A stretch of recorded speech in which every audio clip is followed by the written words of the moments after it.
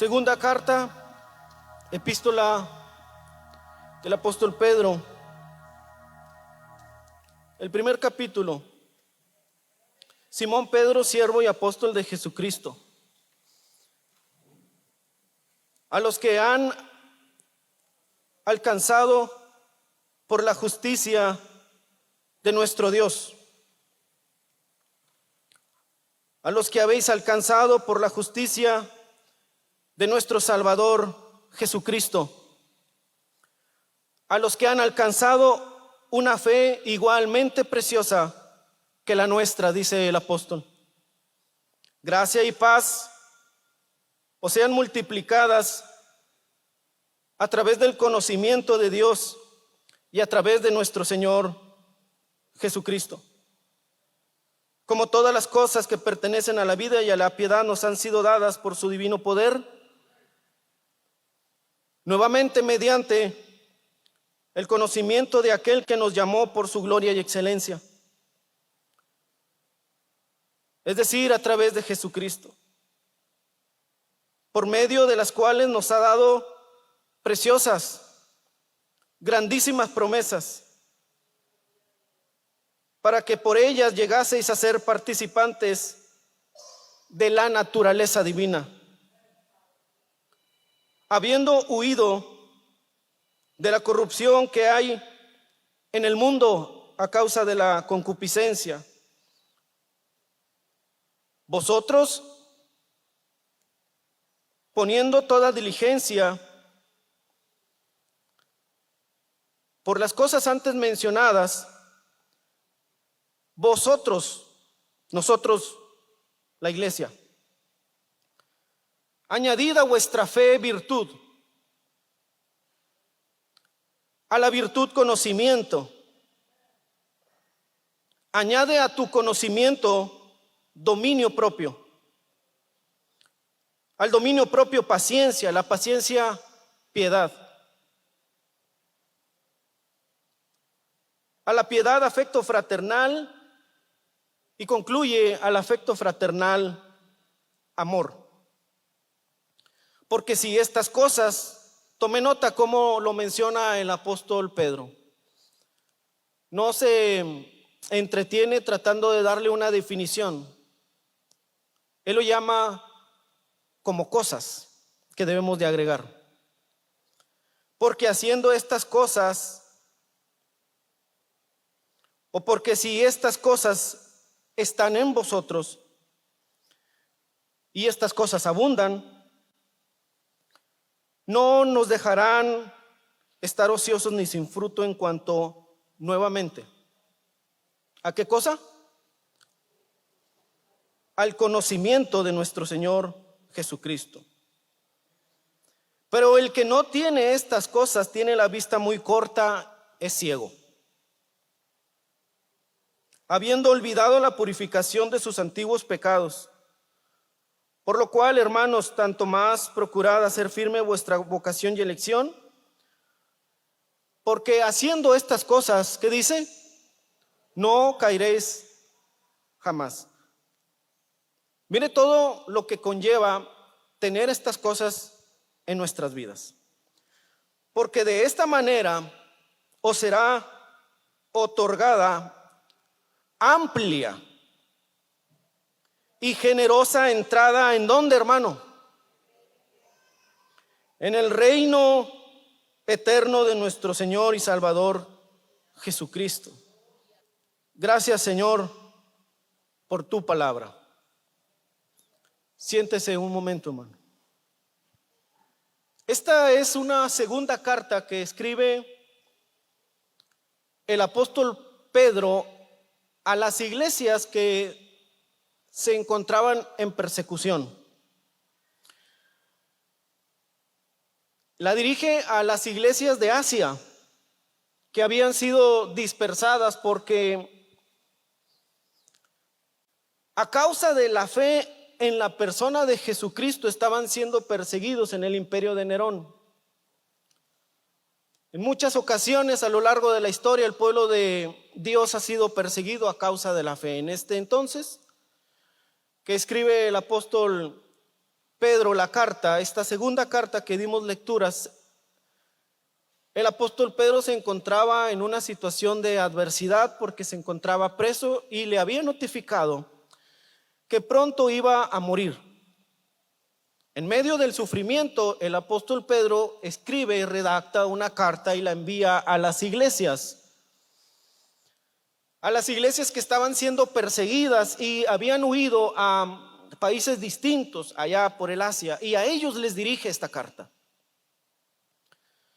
Entre lo que el apóstol Pedro quiere plantearles es la verdad que nos mantiene a nosotros firmes en lo que hemos creído, que un día estaremos con el Señor en el reino de los cielos. Esa era la palabra de esperanza, la palabra que motivaba el corazón del creyente a mantenerse a pesar de las circunstancias.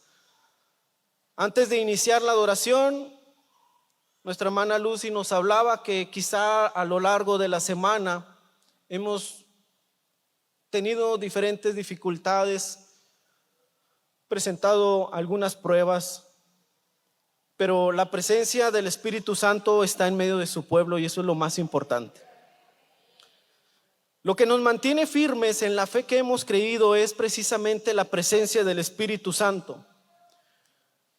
Y una de las funciones específicas del Espíritu Santo, dice Jesús hablando a los discípulos: el Espíritu Santo os recordará todas las palabras que yo os he hablado. El Espíritu Santo es el que nos alienta a seguir adelante. Es el Espíritu Santo el que impulsa al apóstol Pedro en medio de esa adversidad que enfrenta. Yo no sé cuántos de nosotros pudiésemos,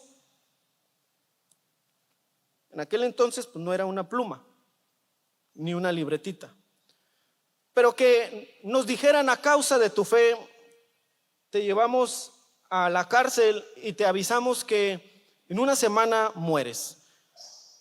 ¿Qué escribiría usted a sus amados? ¿Qué escribiría usted a sus hijos? Muy seguramente usted va a escribir y no se va a acordar de las cosas superfluas de la vida, las cosas banales. Usted lo que va a encargarse encarecidamente de escribir, quizá no como el apóstol Pedro, pero usted va a escribirle a sus amados, a los que quiere. Usted sabe que el día de mañana que usted muera, imaginemos ese cuadro, en una semana usted va a morir. Usted sabe que va a ir al reino de los cielos porque ha creído en el nombre del unigénito Hijo de Dios. Pero usted espera que aquel que recibe su recado, su carta, también entre al reino de los cielos. Entonces usted le va a escribir acerca de la fe. Eso es lo que el apóstol Pedro le escribe a las distintas iglesias. A los que han alcanzado una fe, y mire la nota tan detallada que escribe el apóstol Pedro: una fe preciosa. No es cualquier fe, es una fe preciosa. A los que han alcanzado una fe. Esta palabra alcanzar es una palabra que en los términos espirituales nosotros tenemos que ir al antiguo pacto y llegamos a la ley, al libro de la ley, en donde los patriarcas le indican al pueblo de Israel la forma en la que ellos van a ser bendecidos. Si usted lee Deuteronomio 28, usted va a encontrar las bendiciones a la obediencia y consecuencias a la desobediencia. Las bendiciones y las maldiciones. Aquel que sigue a Dios y aquel que rechaza a Dios. Y en aquel tiempo, en el antiguo pacto, la instrucción es la misma: obediencia a Dios. Y estas cosas que yo te ordeno hoy estarán en tu corazón. Y si oyeres atentamente a la voz de tu Dios, haciendo y guardando los mandamientos, estatutos y decretos que yo te ordeno hoy, recibirás estas bendiciones y estas bendiciones te alcanzarán. En términos espirituales, alcanzar las bendiciones, como escribe el apóstol Pedro, o que las bendiciones te alcancen, es lo que se mueve solamente en el hecho y la práctica de obedecer a la palabra de Dios. Para que la bendición tú la recibas, para que la bendición yo la reciba, descansa en el hecho de que tú y yo seamos obedientes a la palabra de Dios. Desde el antiguo pacto, ya entrando al hecho en donde la iglesia es formada y el apóstol Pedro escribe la carta, la instrucción sigue siendo la misma. Y dice: a los que habéis alcanzado una fe preciosa por el conocimiento de nuestro Señor. Y comienza a detallar y dice: y nuestro Salvador. Porque hay una cosa que nos debe de quedar clara: nosotros estábamos perdidos, pero un día vino Cristo y nos halló, nos rescató y nos dio una nueva vida. El apóstol Pedro, en la carta que escribe, les dice: vosotros sois linaje escogido, ustedes son nación santa, un pueblo adquirido por Dios, son real sacerdocio.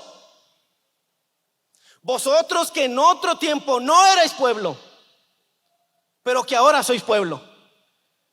Ustedes que en otro tiempo no habíais alcanzado misericordia, pero ahora habéis alcanzado misericordia en la persona de Jesucristo.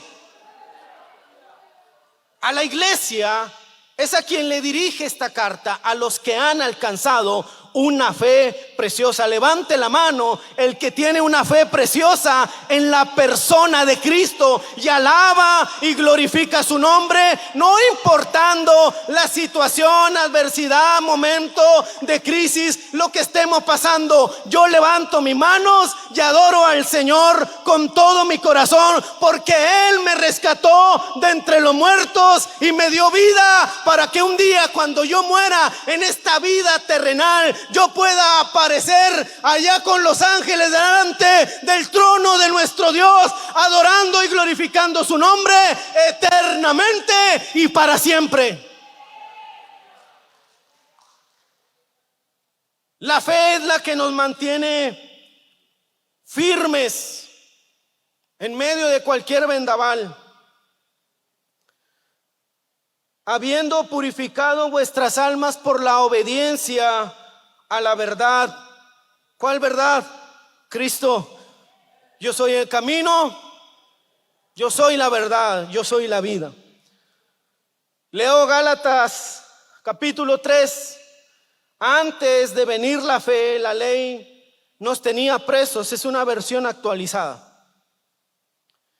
Esperando que la fe fuera dada a conocer, la ley era para nosotros como el esclavo que vigila a los niños, hasta que viniera Cristo para que por la fe obtuviéramos la justicia.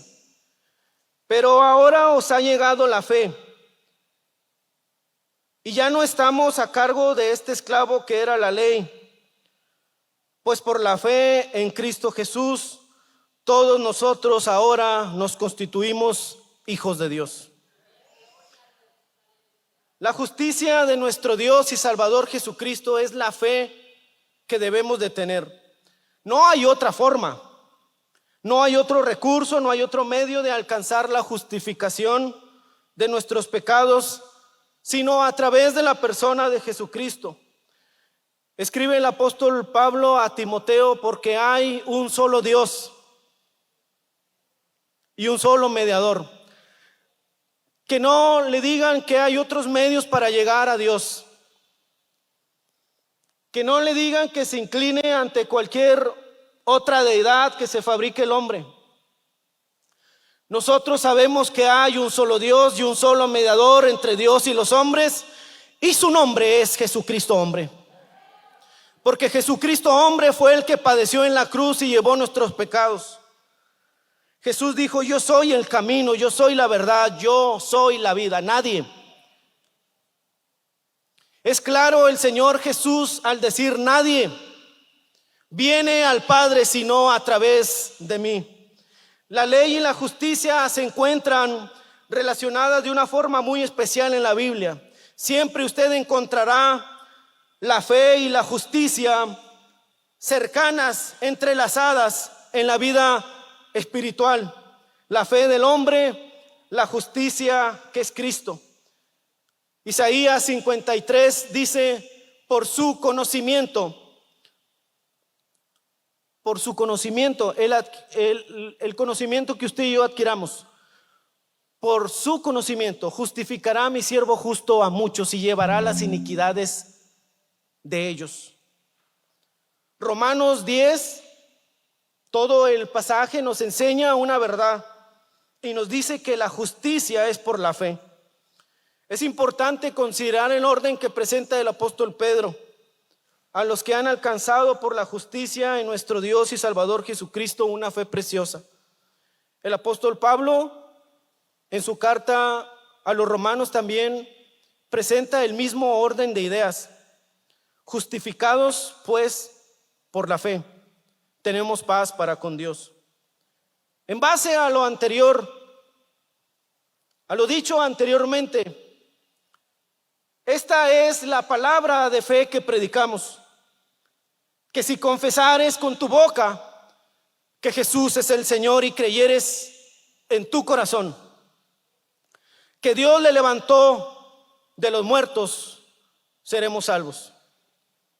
Jesús es claro y esa verdad la enseñaba. El apóstol Pablo lo redacta y dice: porque con el corazón se cree para justicia y con la boca se confiesa para salvación. Esta verdad Jesús la enseñó cuando llegó a aquel tumulto que seguía a Jesús. Llega una mujer con una enfermedad de flujo de sangre. Jesús estaba ocupado con la hija de Jairo, pero llegó una mujer con una necesidad interna, y eso nos enseña a nosotros que Jesús puede atenderte a ti y me puede atender a mí al mismo tiempo. Él es omnisciente, omnipotente, es todo soberano, todopoderoso.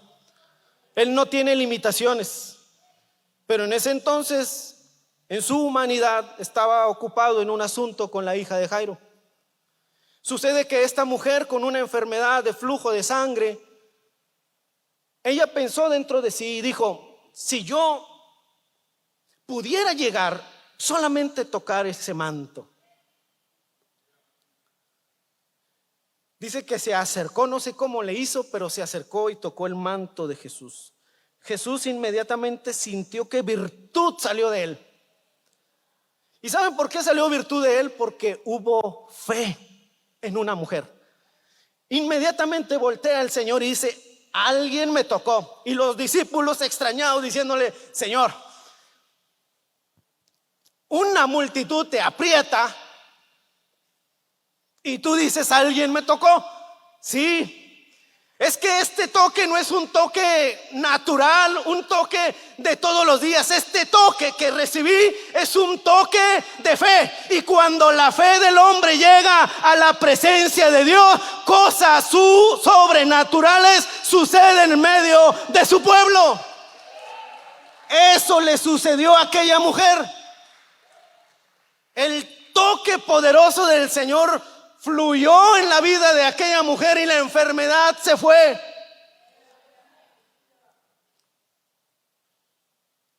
A un leproso sanó a muchos. Eran 10, llegó uno. Y a ese le dice, tanto a ese leproso, le dice: vayan en el camino. Mientras ustedes vayan en el camino, esta palabra que yo he hablado de que van a ser sanos se va a efectuar. En ocasiones nosotros recibimos la palabra del Señor: vas a recibir sanidad. En el momento no lo recibimos, pero usted vaya confiado en la palabra que dio el Señor. Iban los leprosos y fueron sanos, y se comienza a ver dice, algo sucedió. La palabra que dijo Jesús se hizo realidad. Y aquel leproso regresa con Jesús agradecido. Y Jesús le dice a este leproso que regresó agradecido, y le dice a la mujer que había sido sana del flujo de sangre, a los dos les dice las mismas palabras: tu fe te ha salvado. Habían recibido la sanidad, pero la sanidad en el cuerpo es algo que puede suceder, pero lo milagroso en el mundo espiritual es la salvación de nuestras almas. Y la fe es lo que produce salvación en nuestras almas. Lo que el hombre no puede hacer clínicamente o bajo las leyes que establece la humanidad, lo que el hombre no puede hacer, la sangre de Jesucristo su Hijo sí lo puede hacer, y nos salva de toda condenación de pecado y nos lleva delante de la presencia de Dios justificados. En el tiempo antiguo, Dios, hablando de muchas formas y de muchas maneras por los profetas, en este tiempo actual, en el tiempo de la gracia, nos ha hablado por medio de su Hijo, a quien constituyó heredero de todo y por quien asimismo hizo el universo. Alguien tiene ideas que se respetan, pero yo no las comparto. Yo entiendo que el universo, por eso dice, por la fe, los creyentes, los que hemos sido redimidos por la fe, entendemos haber sido constituido el universo por la palabra de Dios. Dios dijo y fue hecho. Esa autoridad le fue dada a Jesús, quien hizo todo el universo, siendo el resplandor de su gloria, la imagen misma de su sustancia, y quien sustenta todas las cosas con la palabra de su poder, habiendo efectuado en nosotros la purificación de nuestros pecados por medio de sí mismo. Ahora Cristo se sentó a la diestra del trono de Dios. Qué importante es para el creyente la fe en Dios. La fe viene por el oír. En ocasiones escuchamos que distintas personas, por ignorancia, vamos a considerarlo tal cual, dicen: yo tengo fe en mi equipo, yo tengo fe en esto, yo tengo fe en aquello. La fe que habla el Señor Jesús en esta bendita palabra, la fe viene del cielo, se origina, tiene su comienzo en el cielo y se desarrolla aquí en la tierra. La fe viene por el oír. ¿Oír qué cosa? ¿El cuento de moda? ¿Oír qué cosa? ¿La novela de El Señor de los Anillos? ¿Oír qué cosa? La fe viene por el oír. ¿Oír qué cosa? Oír la bendita palabra de Dios.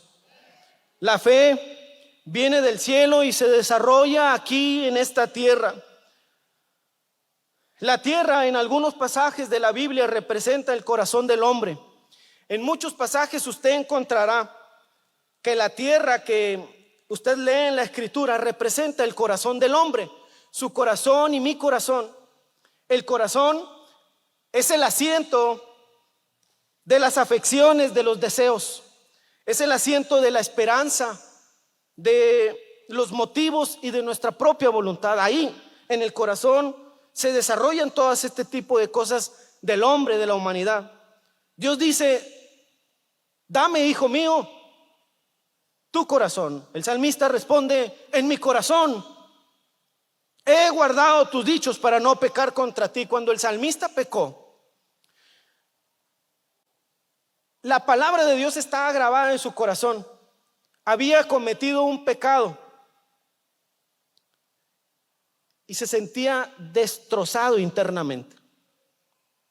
No podía levantar sus ojos al cielo, no podía orar, no podía adorar a Dios, porque su pecado lo estaba martirizando. Dice el salmista: mientras pecaba se envejecían mis huesos. Es decir, el pecado, la mundanalidad que ofrece este mundo, lo único que va a producir en nosotros es destrucción. Pero Bueno, el apóstol también, pero ahorita estamos con David. Pero David, dentro de ese proceso que estaba viviendo, se acuerda de la palabra que estaba en su corazón y vuelve al Señor, y el gozo de su salvación regresa. Por eso dice el salmista: en mi corazón he guardado tus dichos. ¿Para qué se guarda la palabra del Señor aquí en el corazón? Para no pecar contra Dios. Desde el tiempo antiguo, cuando se establece la ley, usted lee en Deuteronomio 6 el gran mandamiento. Léalo. Y ese gran mandamiento dice: y amarás al Señor tu Dios de todo tu corazón, de toda tu alma, de todas tus fuerzas. Y estas palabras que yo te ordeno hoy estarán sobre tu corazón, y las enseñarás a tus hijos y a tus nietos. Y esa palabra que te mantiene a ti fiel a Dios tiene que ser trasladada a las generaciones, porque Dios nos ha sido refugio, dice Moisés en su canto, de generación en generación. El mismo Dios que adoraba a mi abuela Rosa es el mismo Dios que adoran mis padres, es el mismo Dios que adoro yo, es el mismo Dios que adoran mis hijos. Ese es el Dios al cual de generación en generación no cambia, y cada generación recibió la bendición de Dios en su casa. Tenemos que guardar aquí en el corazón la palabra del Señor. La vida de la persona, es decir, el corazón, se desarrolla cada día en el hombre la fe. El asunto que estamos tratando, pero se desarrolla en tu corazón el fruto del Espíritu Santo. Se desarrolla en tu corazón el carácter y se desarrolla en tu corazón la conducta del creyente. Dios produce a través de su palabra muchas cosas. ¿Qué produce la palabra de Dios? Isaías 55: como desciende de los cielos la lluvia y la nieve, y no vuelve allá. Bueno, sí vuelve después de todo un sistema, ¿no? Los que son estudiosos conocen esto. Pero inmediatamente la lluvia, cuando cae, no vuelve allá, sino que riega la tierra, la hace germinar y producir. El agricultor, el que cultiva, conoce de esto. Riega la tierra, la hace germinar y producir. Da semilla al que siembra y pan al que come. Dice el Señor, hablando a través del profeta Isaías, compara la lluvia con el poder de la palabra de Dios. Así será mi palabra. La palabra de Dios, cuando es lanzada, no vuelve a él vacía. Por eso es importante. No importa cómo esté la situación en casa, ahí en la familia o en el trabajo, usted lance la palabra de Dios y la palabra no va a volver adelante del Señor vacía. Hará lo que Él quiere, será prosperada en aquello para lo cual Dios la envió. Dios envía su palabra para dar bendición, porque toda buena dádiva y todo don perfecto desciende de lo alto, del Padre de las luces, en el cual no hay mudanza, no hay sombra de variación. Es el mismo, su palabra es la misma, tiene el mismo poder de aquellos que creyeron hace mucho tiempo, y es el mismo poder de nuestro Dios de aquellos que van a comenzar a creer a través del poder de la palabra de Dios.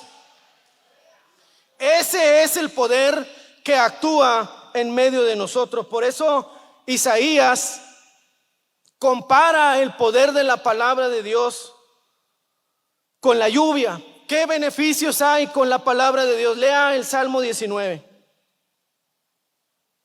Algunos se lo saben de memoria, pero el Salmo 19 dice que entre las cosas importantes que produce la palabra de Dios es que hay un poder que efectúa que humanamente no se puede realizar, y ese solamente lo hace el Señor. Dice: la palabra de Dios es perfecta, que convierte el alma. Es decir, lo que está interno, las emociones, los sentimientos, la personalidad, el carácter, todo lo que compone a la persona, de un momento a otro, cuando llega a los pies de Jesús, esa persona cambia. Yo pudiera dar mi testimonio.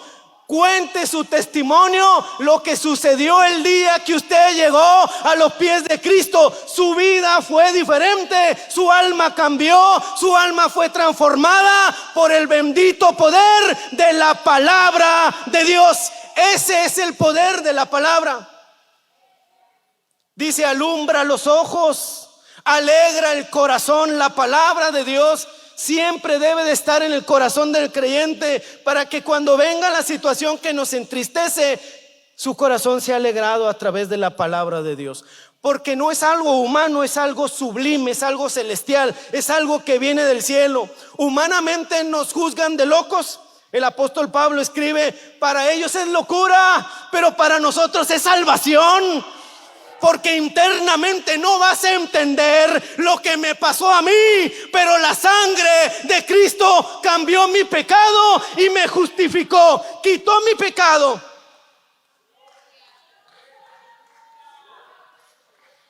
Estaba sucio, manchado, delante de los ojos de Dios, no podía accesar. ¿Quién subirá al monte santo?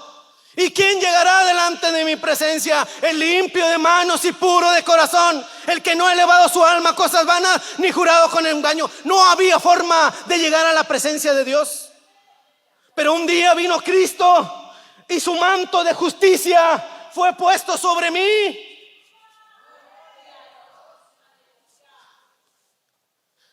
Y ahora con este manto yo puedo llegar delante de la presencia del Padre, porque soy con el manto de justicia, no mío, el manto de justicia de Cristo está sobre mí, y me lo pongo bien, lo ajusto, porque yo he sido redimido con el poder de la sangre de Jesucristo, su Hijo.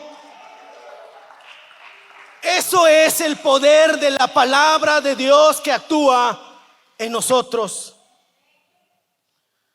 ¿Habrá más beneficios? Lea la carta que escribe el apóstol Pablo a Timoteo, y esta palabra es útil para enseñar, redarguir, instruir en justicia, a fin de que el hombre de Dios sea perfecto, enteramente preparado. Es decir, nos prepara, nos capacita, nos va dando forma. Jesús explica la comparación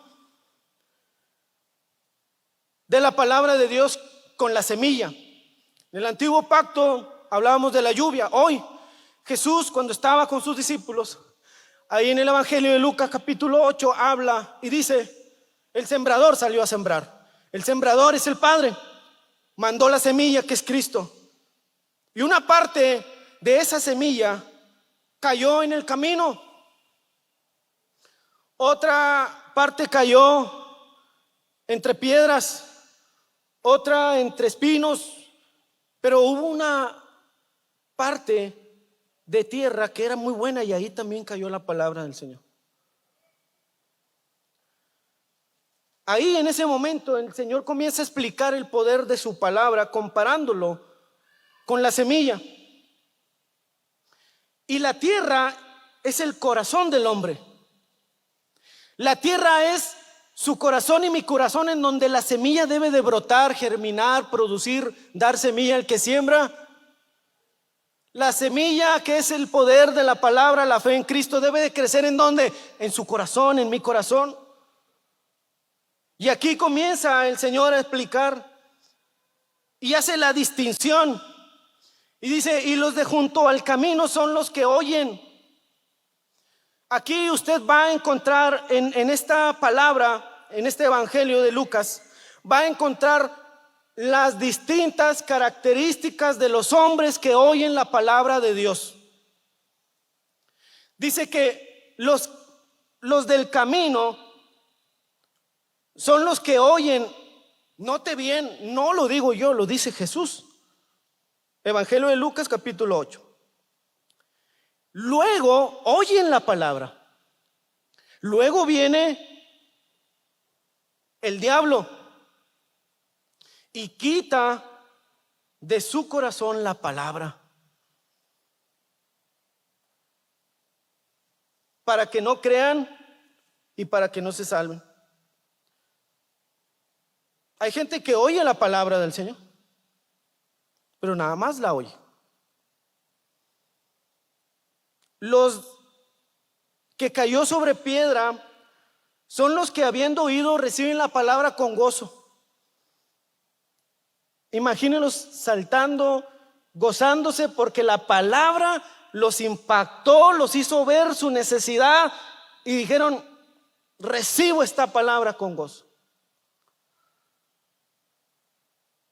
Pero estos no tienen raíces. Creen por algún tiempo, así lo dice el Evangelio. Creen por algún tiempo, creen. Y en el tiempo de la prueba se apartan. En el tiempo de la prueba se apartan. Santiago en su carta escribe: hermanos míos, tened por sumo gozo cuando os halléis en diversas pruebas, sabiendo que la prueba de vuestra fe produce paciencia. Mas tenga la paciencia su obra completa, para que seamos perfectos, cabales, sin que nos falte cosa alguna. El apóstol Pedro le escribe a la iglesia que está sufriendo persecución y que está en el momento de la prueba: aunque ahora por un poco de tiempo, si es necesario, tengáis que ser afligidos en diversas pruebas, para que sometida a prueba, ¿qué cosa? Vuestra fe, mucho más preciosa que el oro. Nuestra fe es mucho más preciosa que el oro. Y el oro, aunque perecedero, se prueba con fuego. Bueno, así, cuando nuestra fe sea probada por fuego, Dios quiere que sea hallada en honra, gloria y alabanza cuando Jesucristo vuelva.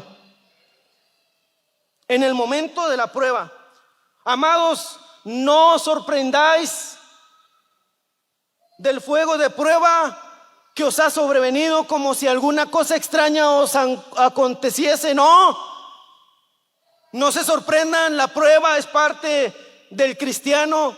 El apóstol Pablo, hablando a la iglesia de Colosas, dice: ahora me gozo en lo que padezco, cumplo en mi carne lo que falta de las aflicciones de Cristo por su cuerpo, que es la iglesia. Me gozo en lo que padezco. La que cayó entre espinos, estos son los que oyen, pero yéndose, es decir,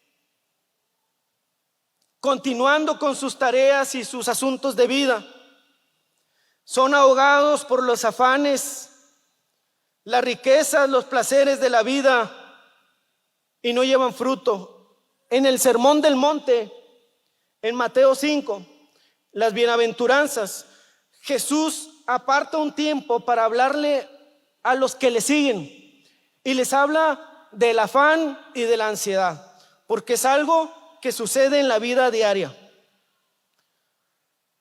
Hoy, en la actualidad, el cuadro clínico más común en el que tocan los consultorios, las enfermedades que se producen en el cuerpo, es a causa, en muchas ocasiones, por factores que derivan precisamente de la ansiedad que hay en el interior del alma. Y eso es lo que dice Jesús: los afanes. El Señor dice: no te afanes por la vida. Y desde acá, pues yo tengo que confesar que sí me afano, me preocupo, en ocasiones no sé qué hacer. A veces sí siento que no puedo, porque en mi humanidad me preocupo. Y eso, cuando viene el afán, muchos comienzan a caminar en otro rumbo. La palabra que fue sembrada se les olvida. Son ahogados. Y Dios lo que desea es que se mantenga esa semilla que fue sembrada en el corazón. Que no nos dejemos ahogar por lo que está sucediendo a nuestro alrededor. Que en medio de cualquier cosa usted y yo nos mantengamos creyendo en la palabra de Dios.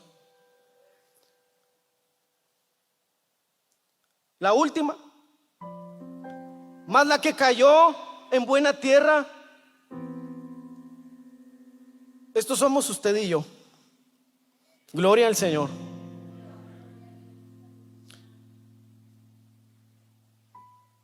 Estos son los que con corazón bueno,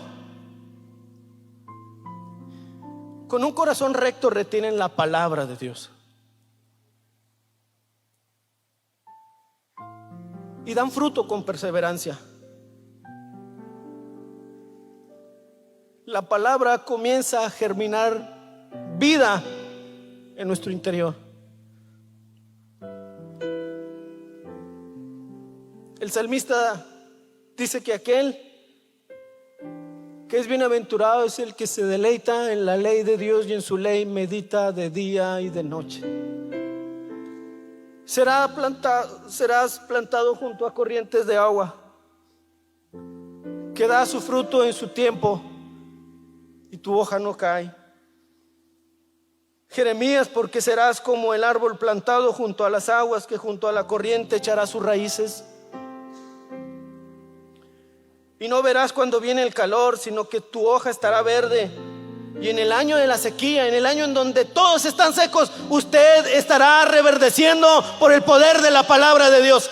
Aquellos están angustiados, nosotros estamos contentos. Aquellos no saben qué hacer, nosotros sí sabemos que hay fe, que hay esperanza, que hay confianza. No por lo que yo hice, sino por lo que hizo mi Cristo en la cruz del Calvario. Porque ya no dependo de lo que hay en mi cuerpo, ya no dependo de la enfermedad, dependo de la misericordia de Dios en mi vida.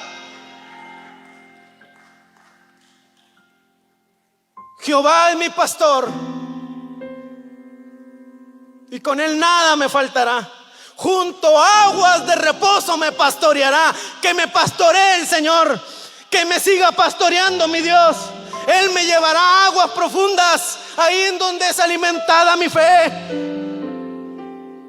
No me voy a salir de ese redil, aunque sea tentado, aunque me inviten. A aquellos les parece cosa extraña que yo no ande con ellos en su desenfreno. No, yo no puedo andar con ellos, porque la sangre de Jesucristo me ha hecho su hijo. Y porque soy su hijo, pertenezco a santidad, pertenezco a una vida íntegra, pertenezco a un corazón recto delante de la presencia de mi Dios. El día que Él venga, dice Jesús, por sus frutos, no por los dones. Yo hablo lenguas, me gozo, me encierro con el Señor y comienzo a hablar en lenguas angélicas y comienzo a llenarme de Dios. Pero cuando venga el Señor, Él va a buscar en mí los frutos. Por eso dice: añadid vosotros, nosotros. Dios ya hizo lo importante, Él ya nos convirtió, Él ya nos redimió, Él ya nos hizo nuevos. Añadid vosotros a esta fe virtud, a la virtud conocimiento, al conocimiento dominio propio, autocontrol, que puedas controlarte, al dominio propio paciencia, a la paciencia piedad, a la piedad afecto fraternal, que nos amemos unos a otros, y al afecto fraternal amor. El pastor Isaí nos predicaba hace unos domingos del amor. Cuán importante es el amor. No amemos de palabra ni de lengua, sino de hecho en verdad. El amor debe de permanecer en nosotros, porque si estas cosas están en vosotros y abundan, no me van a dejar estar ocioso sin qué hacer. No, cuando yo tengo conocimiento de Dios, cuando yo tengo dominio propio, cuando yo tengo paciencia. Quien más me conoce es mi esposa, y yo ocupo que el Señor trabaje en mi paciencia. No sé cuántos ocupen. Y hoy podemos llegar al altar de Dios y decirle: Señor, trabaja en mi dominio propio, trabaja en mi paciencia, en la piedad. El ejercicio corporal para poco es provechoso. Aprovecha. Es bueno, yo no digo que no haga ejercicio. Pero el ejercicio corporal, según mi Biblia, para poco es provechoso. Pero el ejercicio de la piedad tiene promesa en esta vida y en la venidera. Cuando venga Cristo por su iglesia, la piedad va a ser parte de nuestra integridad, de nuestra vida, de nuestra conducta. Si alguno se cree sabio y entendido entre vosotros, muestre por la buena conducta sus obras en sabia mansedumbre. Todas estas cosas, si están en nosotros y abundan, nos será otorgada amplia y generosa entrada al reino de los cielos. ¿Sabe qué quiere decir esto? Que estará aquel en el cual usted y yo creímos, Jesús, el autor de nuestra fe, estará en la puerta del cielo recibiéndonos con brazos abiertos y diciéndonos: bienvenido, siervo y sierva fiel, entra en el gozo de tu Señor, porque has mantenido tu fe, porque te has mantenido firme, porque has caminado con integridad, porque has caminado en amor, porque has caminado en paciencia, en piedad. Una vida de ejemplo a los creyentes en palabra, conducta, amor, espíritu, fe, pureza. Todas estas cosas son las que necesitamos nosotros. Maria Marçal começou a carreira compartilhando vídeos na internet. Todas estas cosas son parte elemental en la vida del creyente. Son parte importante para que podamos llegar a la presencia del Señor. Hace un momento cantábamos: y todos lo verán, en las nubes lo veremos, porque nuestro Dios mismo, con voz de mando, con voz de arcángel, con trompeta de Dios, descenderá del cielo. Los muertos, los que nos precedieron, que creyeron en Cristo, aquellos que murieron en la fe, serán levantados primero. Luego nosotros, si no nos lleva el Señor antes, ¿no? Pero si estamos vivos y escuchamos esa trompeta, ¿sabe qué va a pasar? Vamos a desaparecer de aquí de la tierra. Dice la Escritura: van a andar dos en el camino y el que tiene fe va a desaparecer. Y el que estaba ahí con él platicando, ¿qué pasó? ¿Para dónde se fue? Se fue para el cielo. Porque la fe nos da acceso al reino de los cielos. Eso le dijo a Nicodemo: te es necesario nacer de nuevo. Si me pueden acompañar los hermanos de la alabanza.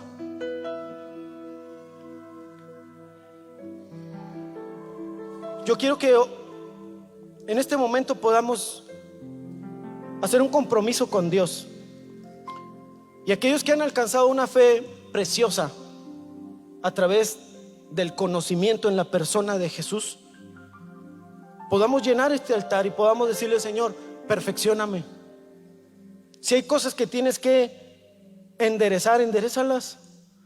Si hay cosas que tengo que mejorar, tú mejor que nadie me conoces, ayúdame. Porque todo se encierra en el hecho de que un día vamos a estar en los cielos. Esta tierra, no se enamore mucho, hermano.